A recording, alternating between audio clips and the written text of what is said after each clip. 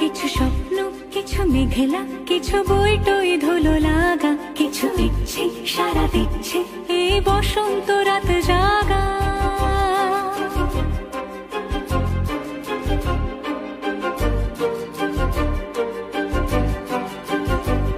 মম চিত্তে পাশ ফিরতে আজ পলাশ ফুলের কাব্য, নিতে নিতে ফুল ছিঁড়তে শুধু তোমার কথাই ভাববো।